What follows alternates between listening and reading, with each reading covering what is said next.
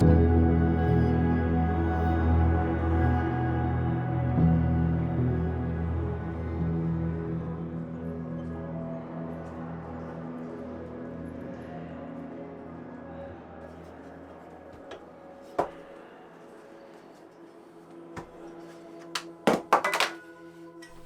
of the things I picked up in the valley was a mounting bracket for the monitor. I worked on 2 books this year and I'm no spring chicken anymore. I have to look out for my back. So I raised the table, switched out my seat for a saddle chair, and used some glasses as monitor stands. The result was a little wiggly and still too low, so I went for something proper.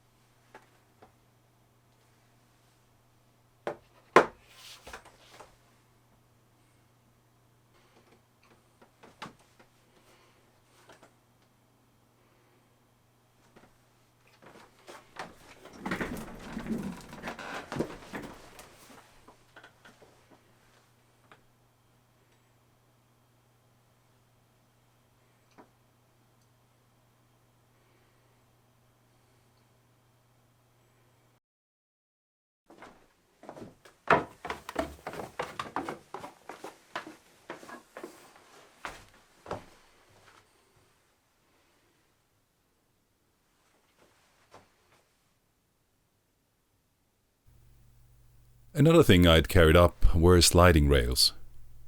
Recently, I got an air fryer to be able to cook and bake even when I was not heating the stove. But my kitchen is small, so the plan is to hide it away.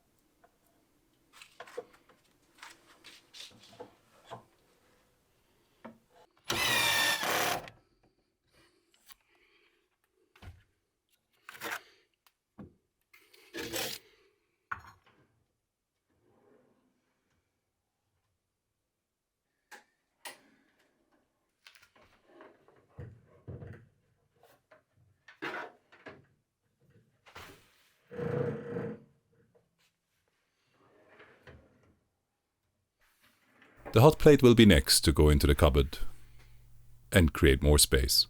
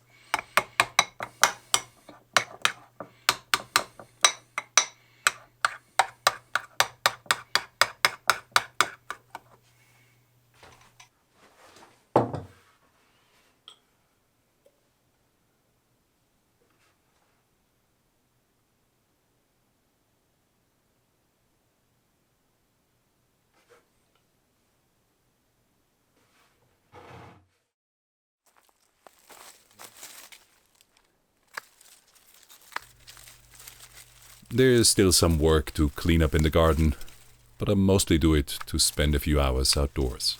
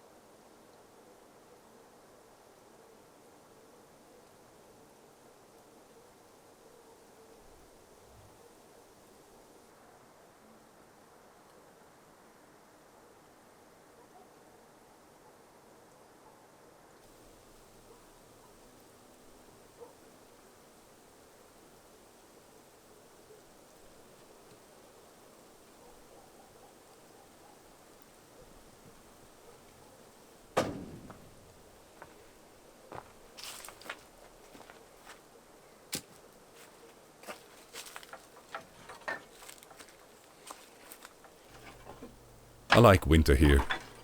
Lines become clearer. It is a reduction, But to be fair, after a while I also miss the vibrancy of the summer months.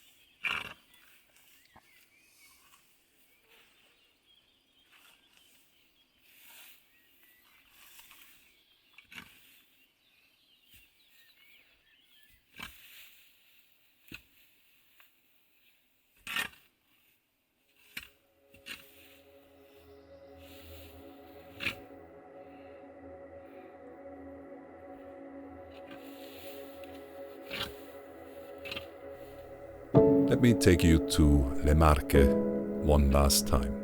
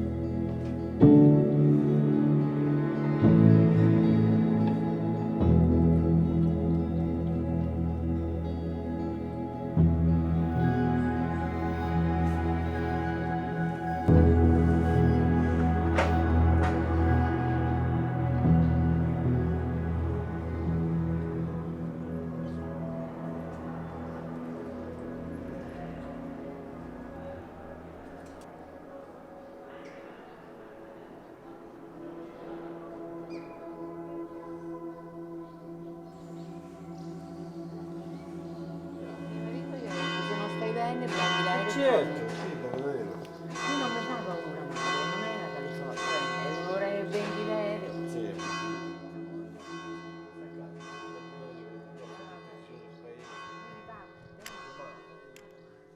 Vabbè, ci vediamo. Ciao, buon viaggio. Grazie. Sì.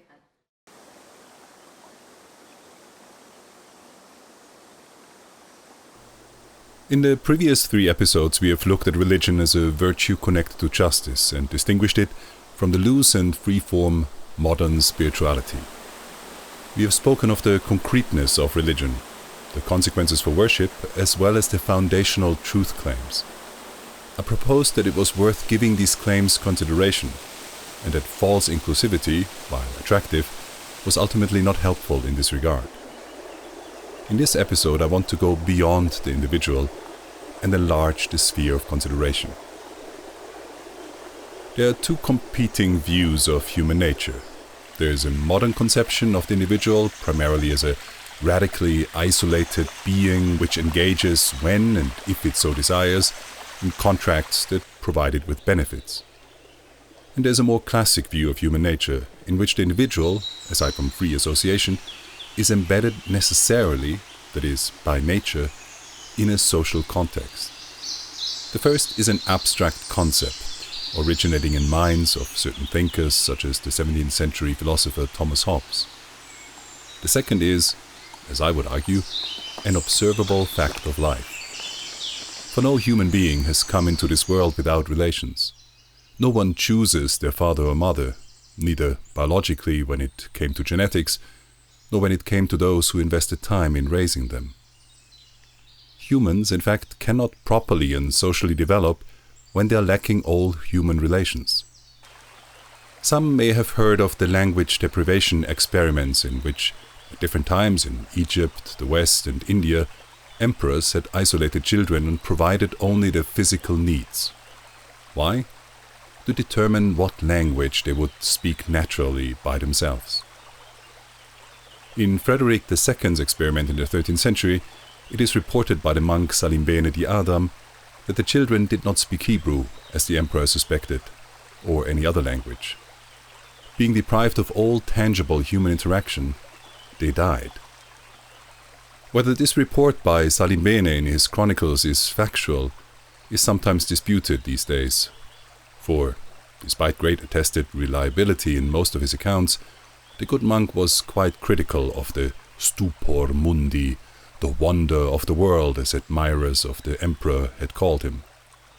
But whether Frederick's or any other cruel language deprivation experiments had actually taken place, it is certainly true that language itself is a product of socialization, and thus relational.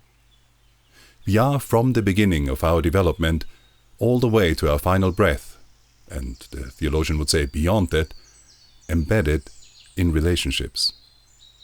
So it stands to reason that the individual cannot really be understood as an abstraction simply on its own.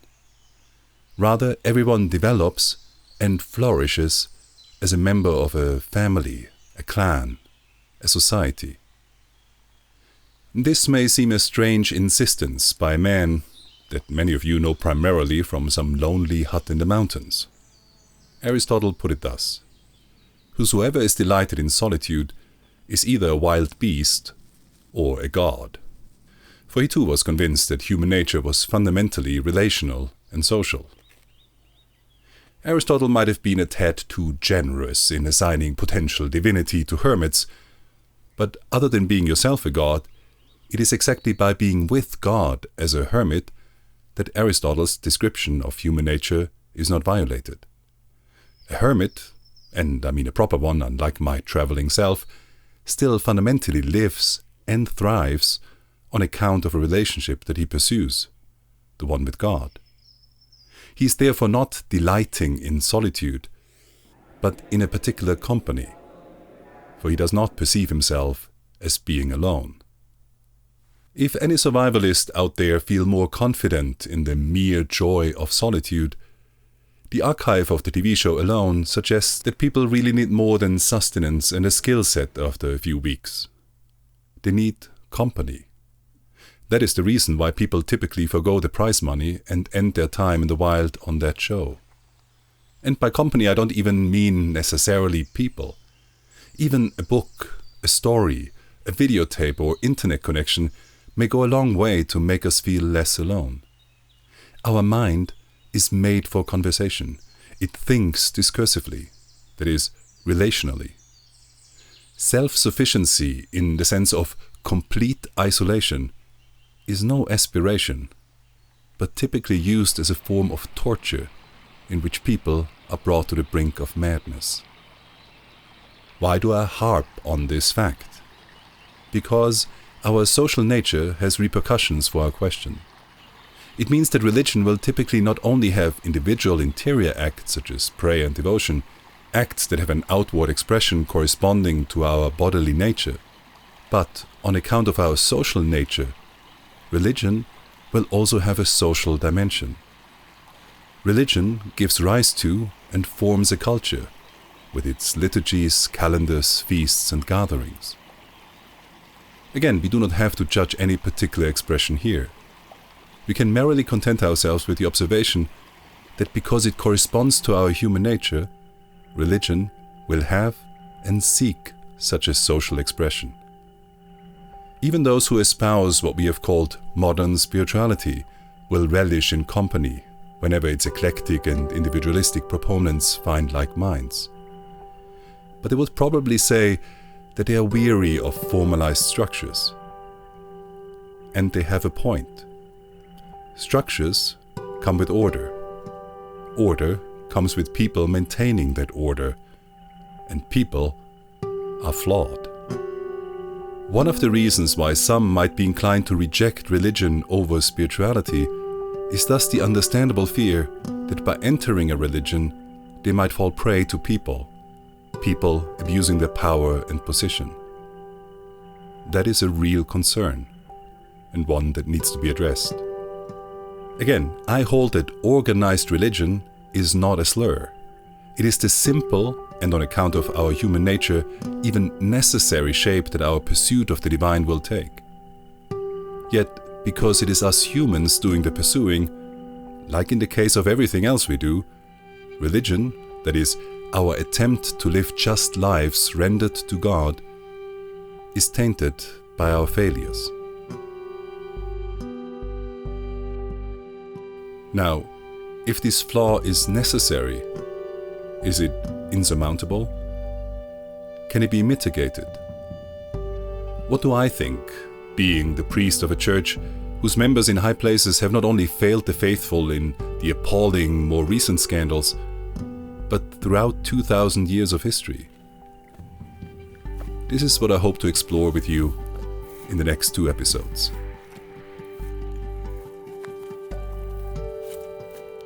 È un macello. Sì, e purtroppo era così forte Sì, lo che so. qui È rotto tutto. è rotto tutto, quindi io ce l'ho un colle, per fortuna. Spero che ha abbastanza per finire. Ho fatto 380 km quasi, mi mancano 10 e adesso questo. Per andare a Ascoli? Sì, ad Ascoli. Sì. Sì, manca 10 11. Sì, Vai solo? con Dio, sempre. È un pellegrinaggio, quindi si va con Dio. È bravo.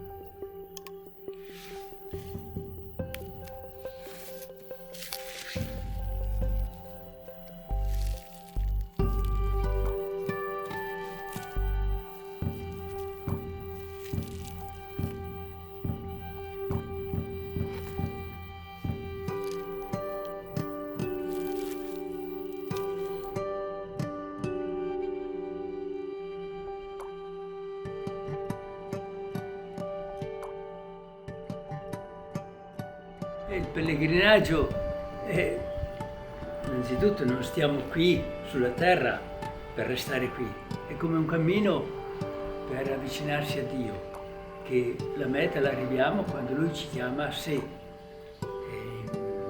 nella sua amicizia nel paradiso, ma questo cammino è continuo, ogni giorno, verso di Lui. È un po' come i pellegrini del Cammino dei Cappucini.